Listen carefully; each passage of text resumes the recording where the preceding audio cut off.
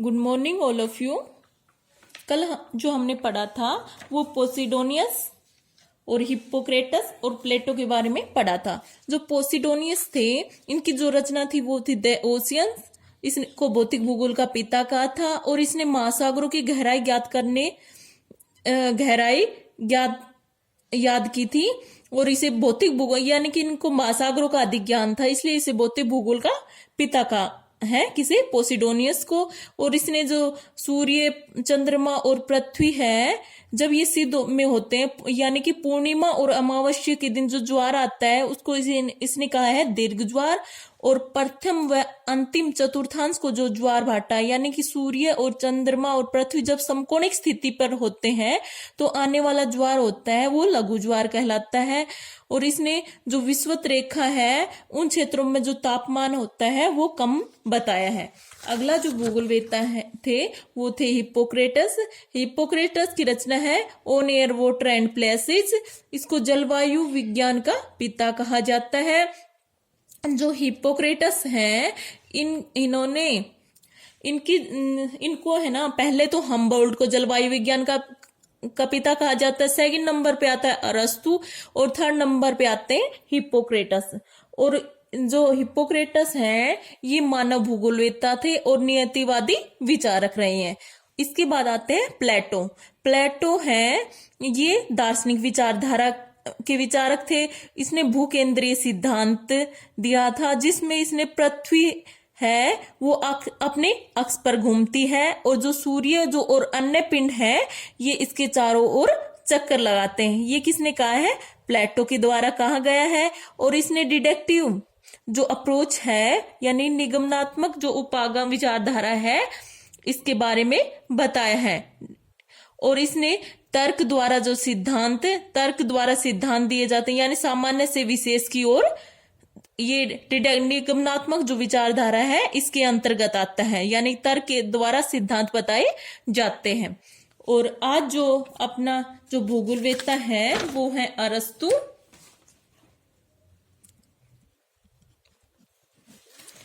जो अरस्तु है ये प्लेटो के शिष्य थे। प्लेटो के शिष्य थे और ये नियतिवाद के समर्थक थे। नियतिवाद के समर्थक थे यानी कि जो नियतिवादी विचारधारा है उसको मानने वाले थे।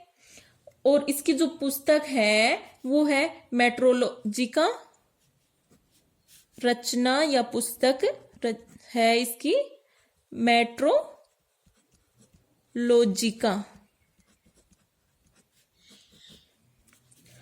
और जो अरस्तु है ये प्रथम उद्देश्यवादी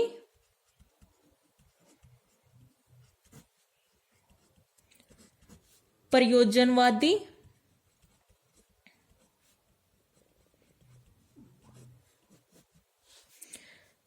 इसको ईश्वरवादी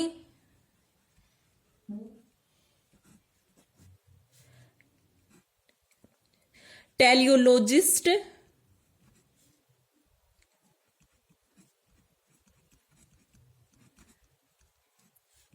विचारक था।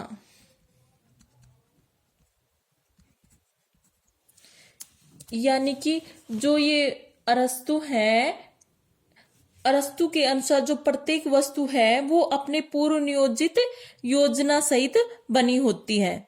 यानी कि अरस्तु ने कहा था कि जो वस्तु है ना ये अपने पहले से ही पूर्व नियोजित योजना सहित बनी होती है। यानी कि इनका जो अर्थ था वो नियतिवादी था। अरस्तु के अनुसार उष्णकटिबंध जो विषुवत रेखीय वर्षावन है यहाँ पर अत्यधिक उष्णता के कारण मानव बसाव के लिए उपयोगी नहीं है। और अरस्तु पहला विद्वान था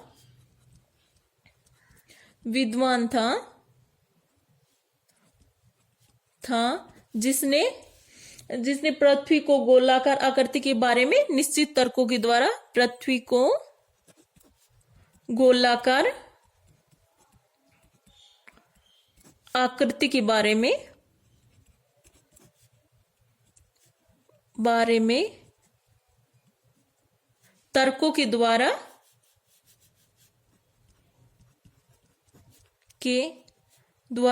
प्रस्तुत किया था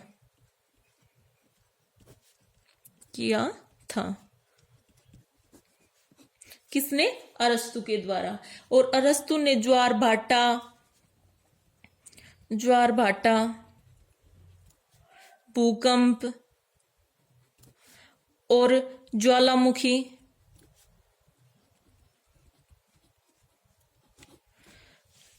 की उत्पत्ति का कारण क्या मानना है? हवा को मानना है। ये किसने बताया? अरस्तु के द्वारा बताया गया। और अरस्तु है ये आगमनात्मक विचारधारा,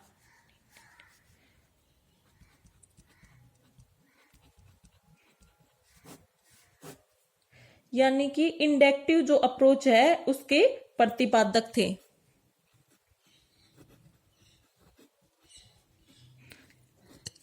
अप्रोच है इसके प्रतिपादक कौन है? अरस्तु। और जो प्लेटो थे ना, वो थे डेडिकेटिव जो अप्रोच है, निगमनात्मक जो विचारधारा है, उसके प्रतिपादक रहे हैं।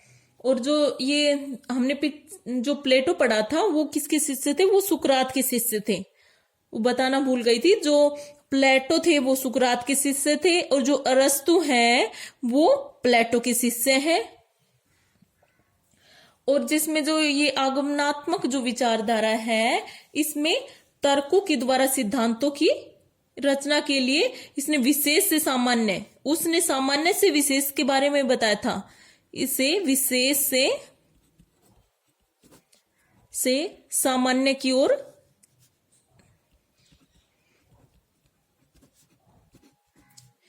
और सिद्धांत बताए। यानी कि पहले विशेष बातों के बारे में बताया, फिर उसके बाद सामान्य के बारे में बताया जाता है। ये अरस्तु के द्वारा बताया गया है। और जो अगले भूगोलवेत्ता है वो है थियोफ्रेस्टस।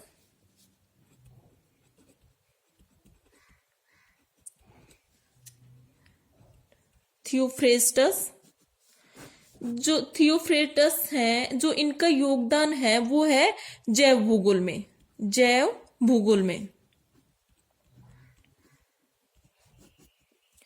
और जो इनकी बुक है वो है, इनकी जो बुक का नाम है हिस्ट्री ऑफ